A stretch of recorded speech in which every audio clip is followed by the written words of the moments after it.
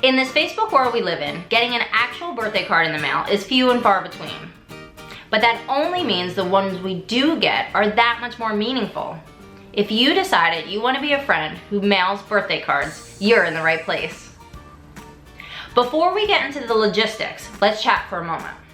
I used to think the only way for something to be meaningful is if it just naturally happened. It seemed somewhat contrived if we had to plan out being thoughtful. We should be able to just care about our friends and let them know, right? Well, it took me a bit, but I'm finally over that unrealistic notion. I've tried for years and every time I fail. Life is just too full. If you were in the same boat I was, listen carefully. Being an organized friend does not make you a less thoughtful friend. On the flip side of that same coin, not sending a birthday card doesn't make you a less thoughtful friend either. You are taking this workshop because you want to get organized and develop a habit for sending more snail mail. You are most likely already a thoughtful friend. Putting a birthday card in the mail is just another way to show your friend you care about them. It is not the thing that makes you a good friend. You will probably also text them, call them, or maybe even take your friend out to dinner on their actual birthday. Putting a card in the mail ahead of time is just an added bonus of thoughtfulness. And that is the point of this workshop. So let's get rid of any preconceived notions you have attached to sending a birthday card. And let's focus on the pleasure you will get from writing that card and the happiness your friend will receive when they get the card in the mail. In 2017, when we first launched the original version of this workshop, I finally got myself organized and planned out the entire year. That year, I sent out over 100 birthday cards. Impressive, right? Well, last year, 2018, I did not stay organized or on top of it, and I only sent out 3 birthday cards. Kind of embarrassing. But more importantly, it was the evidence that showed me this isn't rocket science. All we have to do to be a friend that sends cards is to get organized and make the time to send the cards. So, allow us to help you get organized, and together we will successfully be sending birthday cards for the right reasons, and most importantly, enjoy it. First thing first, we need to decide who you want to celebrate with a physical card in the mail. This is where that list you made earlier comes in handy. Look through it and put a star next to everybody you want to send a birthday card to. If you already know you want to send a card to everybody you wrote down, that's fine too. Keep in mind you can also include events in addition to birthdays, such as wedding anniversaries, the day your friend became a parent, or those times of the year you know they'll need an extra pick-me-up. This next part isn't too hard, but it is a little time-consuming. So pour yourself a coffee or beverage of your choice and enjoy this process. Now, you need to add the dates.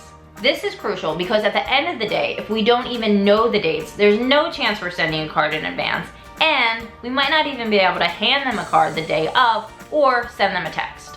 You may already know some of them, and that's great. Add them first. Now, take the time to do a little research and find out the rest. There are 2 main ways you could do this. First, and most obvious, ask your friend. No one will be offended if you just ask. Really, don't overthink this part. Just send a quick text or call or email and ask your friend their birthday.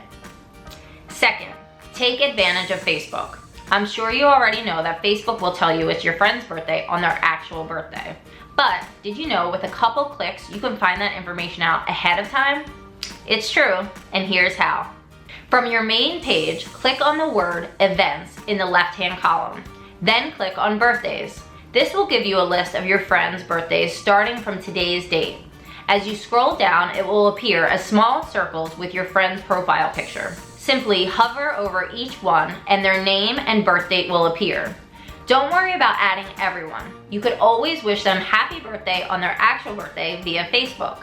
But if you see someone on that list that you think, oh, I would love to send them an actual card, add them to your list.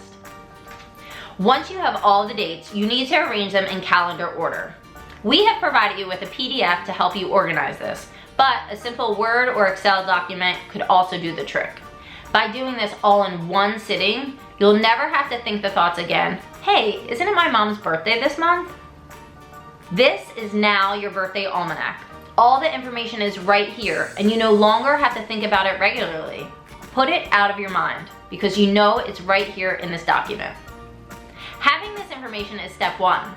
Step 2 is turning this information into a physical system. We present you with the Love Jack birthday box. The key to successfully mailing birthday cards is to keep them in one place, in a filed order.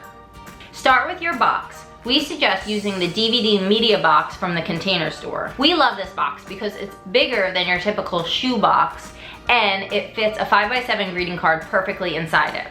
No offense, shoe boxes everywhere, but we don't want to crush up our greeting cards and we want to make sure we have enough space. This is the box that we use to organize the greeting cards that we make and sell. That's why we love this box. However, while doing the research for this workshop, we found out that the Container Store also makes a box called the Greeting Card Box. Thank you, Container Store. We have always loved you. If you want the quickest and easiest solution, buy that box. If you're like us and love a good DIY, here's what you have to do. Each month needs a divider, and because the Container Store is pretty genius, that box that you buy from them comes with dividers. That divider will list the names of your friends, their birthdays, and the checklist. We've created a PDF for you to print out that is just the perfect size to attach to your divider. Having that information right there on the divider eliminates having to look it up somewhere else. This is where you're gonna go to get the card, this is where you're gonna need the information, so let's marry the two and put them together. Because we're DIYers, we cut our dividers out of cardboard. But if you want to save a little time, you can go to your local office supply store and ask them to cut you chipboard down to the size you need it. For this project, you'll need it cut down to 5.5 by 8 inches. You will need 12 of them for your birthday card project, but if you already know you want to add thank you notes and thinking of you cards to this same box, then make sure you get 14 dividers. Boom! Everything you need in one place.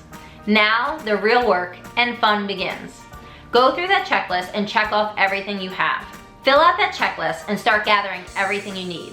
You know the logistics to sending mail, so let's take the time now and put those steps into action. The more steps you check off your list now, the more time you'll have later to enjoy actually writing the card. If you already have a stash of birthday cards, go through them and assign each card to a person and then put them in that month's section. We also suggest addressing and stamping the envelope at this time. It's just one less thing you'll have to do later. We usually hold off on writing the note until closer to the date we're actually gonna send the card. But if you wanna add your well wishes now, go for it. It is not insensitive. If you are planning on writing your card later, we do suggest that you add write cards on your to-do list of that day. Whether it's the PDF calendar we provided you or simply in your electronic to-do list, the key is to make this a part of your to-do list. So put it where you're most likely going to see it so you don't just forget about it in the box. We want you to remember to do this. Make a note of anything you need in the near future or for the entire year and make a plan to do it. Do you need cards? Plan a trip to your favorite store or schedule in a crafternoon to make them. Are you running low on stamps? Go to the post office now and get them. Add them to your envelope right away. Then you don't have to think about it later. Check to make sure you have the addresses. If you started this workshop from the beginning, you already have all your addresses in one place. But if not, now's a great time to do that. Don't be like us and do everything you have to do to get the card in the mail and then forget to mail the card. If that means add mail the card to your to-do list, then do that. We want to make sure this becomes a habit. Or if you want to get into the habit of making one day a week your mail card day, add that to your to-do list and make sure every Monday you're looking at the cards you need to mail and mailing them. By making it a part of your weekly routine, it will become a habit and you will be sending mail all the time. We want this box to signal happiness for you. We want you to see it and be proud that you're organized and be excited to write letters. We believe this box and our worksheets throughout this course will help you stay on track and make sure you are accomplishing your goals. As always, we'd love to see the box you create and your progress. Be sure to either post it in our Facebook group or post it on Instagram and tag us. We can't wait to see what you make.